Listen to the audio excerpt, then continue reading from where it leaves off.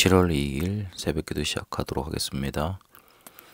주일 메시지 정리합니다. 비전망대와 영원한 응답, 죄는 회개하고 죄는 용서받아야 한다. 우상문화를 막는 성전이라는 제목으로 말씀 받았습니다. 실제로 언약 속에서 재앙지대가 보이게 되어 있습니다. 정확한 언약을 보면 그 언약이 없어서 망해가는 재앙지대가 보여지게 되어 있습니다.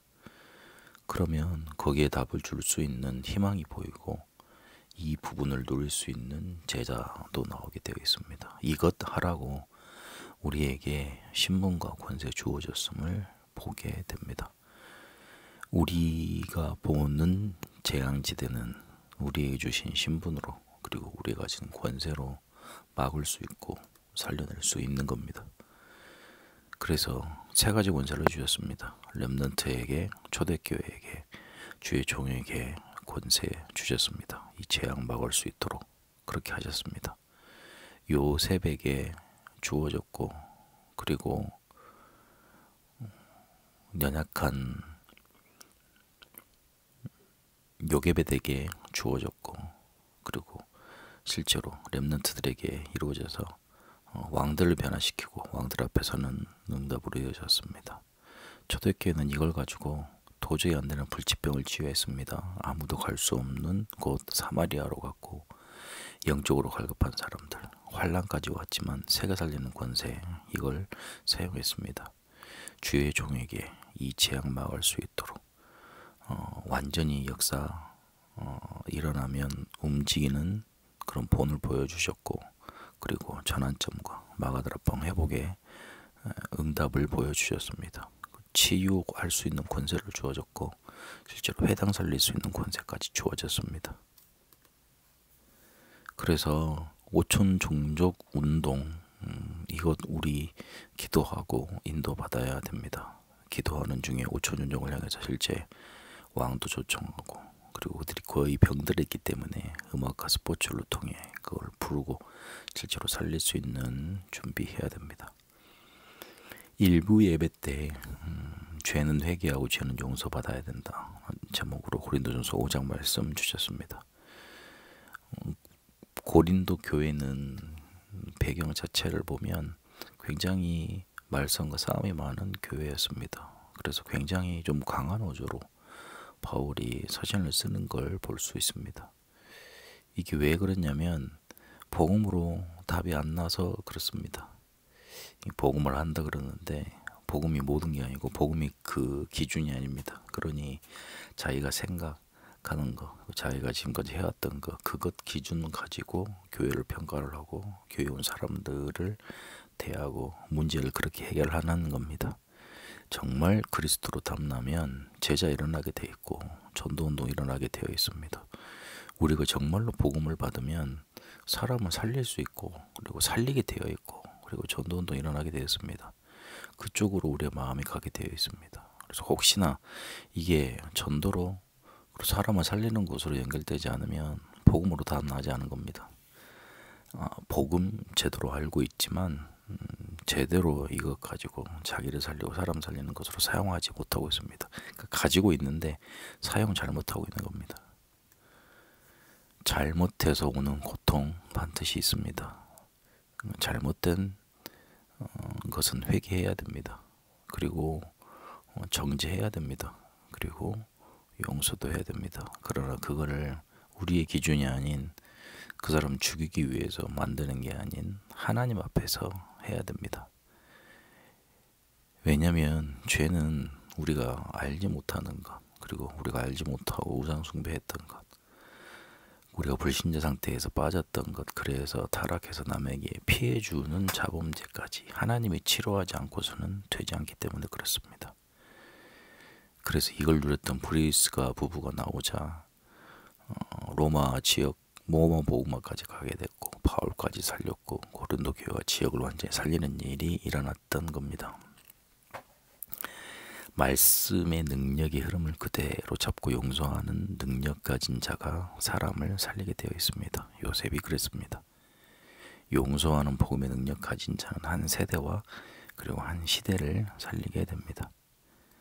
복음의 언약 가진 한 사람이 한 명 가지고도 세계 복음화를 하셨습니다. 그래서 모든 사람이 하나님께 돌아올 수 있도록 도와주는 것이 용서입니다. 그래서 어떤 사람도 살리는 교회 만들어야 됩니다. 2부 예배 때는 우상 문화를 막는 성전이라는 제목으로 말씀 받았습니다.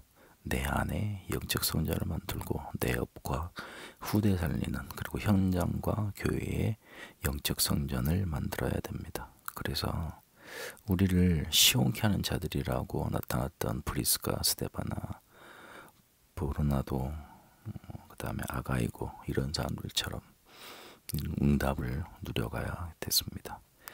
하나님은 일련의 사건들을 통해서 우리에게 말씀 주실 겁니다. 그런데 너무 지금 우리가 밖에서 들려오는 소문과 그리고 우리 속에서 일어나는 문제들 속에 정확한 말씀을 하나님은 주십니다.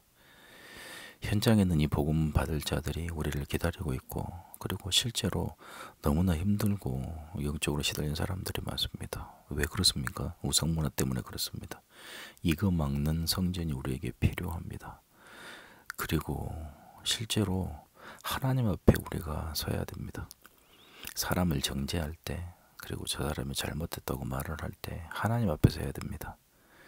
그리고 혹시나 죄를 범한 사람들 하나님 앞에 서야 됩니다.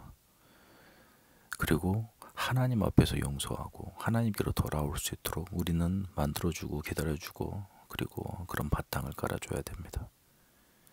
너는 잘못됐으니까 영원히 죽어, 이런 율법 배경 가지고, 사랑의 배경 아닌 정죄의 배경만 가지고 우리가 문제를 해결하고 하는 경우가 많습니다. 하나님은 이번 주 말씀을 통해 실제로 모든 사람들이 하나님 앞으로 와서 해결받고 쓰임받을 수 있는 말씀 우리에게 주셨습니다. 이래야지만 이 현장에 있는 사람들, 이 재앙지대를 살릴 수 있는 비전망대에 서게 되는 겁니다.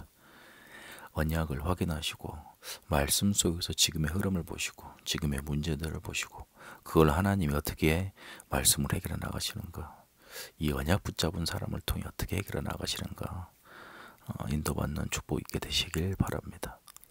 사무엘이 언약궤 곁에 누웠을 때 그 당시 엘리 제사장은 무능했고, 그리고 홈리와 비나스는 성전에서 너무나 못된 일을 많이 했던 그런 시대였습니다. 그래서 하나님이 어린 사무엘에게 엘리 제사장 집을 완전히 망하게 하겠다는, 내가 반드시 이렇게 벌을 하겠다는 그런 음성을 주십니다. 사무엘이 그 상황을 몰랐겠습니까? 그런데 사무엘은 언약궤 곁에서 기도했던 겁니다. 하나님은 그런 자들을 찾고 있는지 모릅니다. 언약을 붙잡고 이 상황을 놓고 이 문제를 놓고 기도하고 있는 사람을 찾고 있는지도 모릅니다. 왜냐하면 현장은 지금 재앙 만났고, 그리고 우상 문화 속에 완전히 장악되기 때문에 그렇습니다. 언약 잡은 한 사람으로, 말씀의 능력으로 사람을 용서하고 살리고 모든 사람 하나님께 돌아오게 하는 그런 응답의 축복 누리게 되시길 바랍니다. 살아계신 하나님 감사합니다. 이 현장 속에 재앙지대가 되어버렸던 것, 되어 있는 것 보게 하셨습니다. 용서하는 복음 가지고 모든 사람이 하나님께 돌아올 수 있도록 그 능력 누리게 하시고, 실제로 우상문화에 잡힌 현장 속에 막는 성전 세울 수밖에 없도록 인도하게 하옵소서.